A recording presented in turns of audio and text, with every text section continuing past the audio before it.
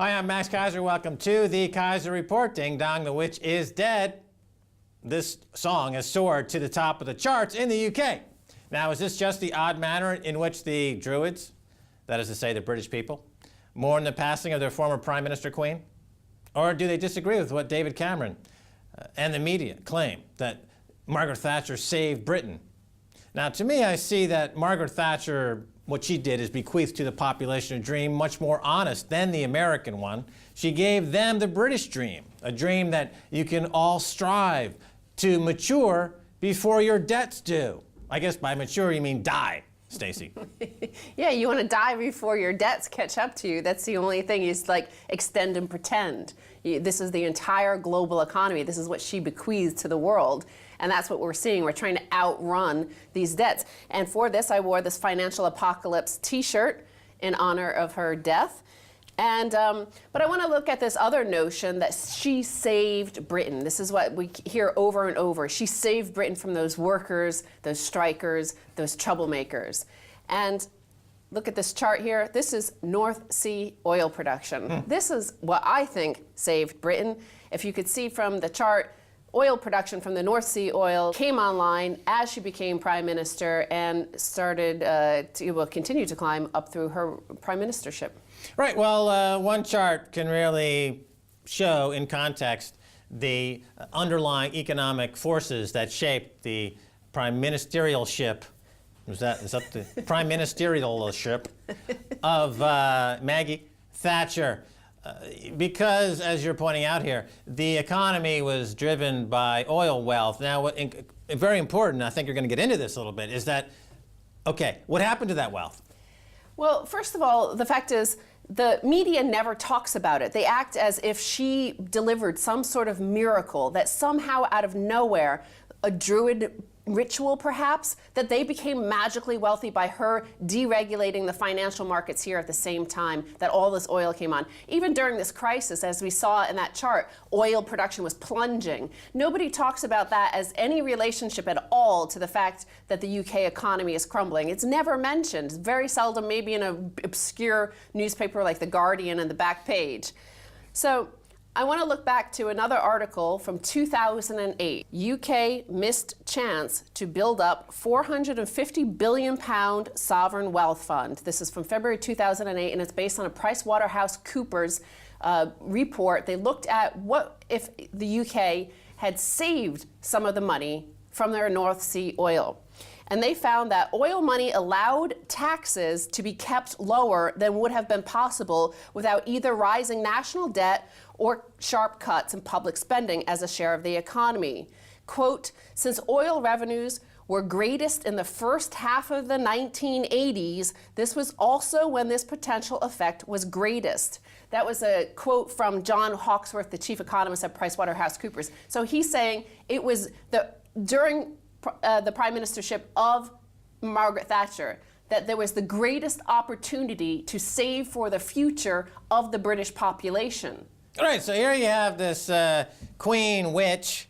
She steals, let's be honest about it, it's Scottish oil to begin with. It's not even English oil, it's Scottish oil. So she's taking Scottish oil.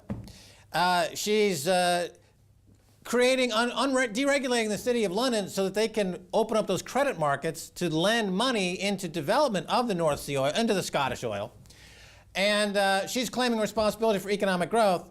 And concurrently, she's not doing what Norway did. She's not putting billions or hundreds of billions of dollars into a sovereign wealth fund. No, she's allowing interest rates and she's allowing taxes to be cut to finance housing speculation. Now that the North Sea oil, the Scottish oil is running out, you have the economy in collapse, housing is in collapse, there's no room for people to live in London because it's only open for foreign oil drillers and oil speculators. There's nobody here who's actually English anymore that lives in London.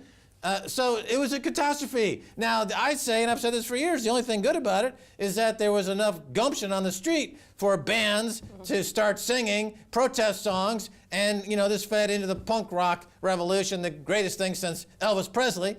So that was really the only thing. I mean, long after Maggie Thatcher's forgotten, and that'll be about another 3 days after the, Telegraph stops crying, Never Mind the Bollocks will still be a classic. Now, PricewaterhouseCoopers said oil revenues rose from almost nothing in the mid-70s, that's when she became head of the Conservative Party, to be worth over 3% of GDP, about $45 billion in current money, at their peak in 1984 to 85. They are now worth around 0.5% of GDP. So you see she had a huge amount, much more than any of these governments have now, in oil revenues with which to cut taxes, to seem like she was, that this was somehow unique, that she was doing it to be tough and hard. And she rode a bubble. She rode a bubble in oil and credit. There was a credit boom. We've hit peak credit in the world. The global financial crisis is the result of having hit peak credit. We've hit peak oil. Certainly in the UK, they hit peak oil a couple of years ago. They're in rapid decline, as is many of the big oil fields around the world. They're in rapid decline. So this economy here in the UK, is it going to be saved by the crash of the British pound and that will help export markets? No, exports do not account for enough of a percentage of GDP to matter. As the pound crashes as a result of hitting peak oil and peak credit, exports are not going to improve. 70% of the economy is services, read retail, read consumption. So just people are going more into debt to feed a bogus GDP that's crashing, and the government is too lame to tell the people the truth that because of peak oil and peak credit, this economy is totally screwed, and without a radical transformation, the standard of living in Britain is going to crash. So, well, peak oil came first, because if you look around the city of London, you see a lot of build.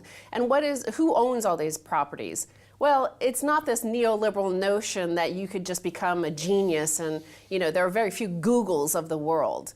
But there are the oil billionaires from around the world this is where their money's coming. It's the Qatar royal family, it's the Saudi royal family, it's the Russians.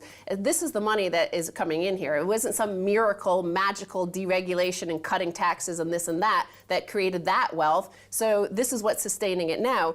And now, going back to all of this 500 billion pounds that the UK could have had if they saved some of their money from the North Sea oil reserves, John Hawksworth from PricewaterhouseCoopers said, to a significant degree, the money has effectively been handed back to this and other generations since the early 1980s to spend, or in many cases to invest in housing or other assets. So that's the other thing that she bequeathed to the nation, why you want to outrun your debts before they come due, is that the more and more, it's all about speculation. Forget all that stuff. Don't remember, don't even know where your wealth comes from. Just speculate away, keep on adding debts, and if your price of your assets are rising, that means we're getting wealthier. Right, the banks in the UK were making a lot of money during this period of deregulation by financing the oil extraction and exploration business. This gave them the collateral to then allow, under Thatcher's program of allowing people in public housing, what's called council estate housing here,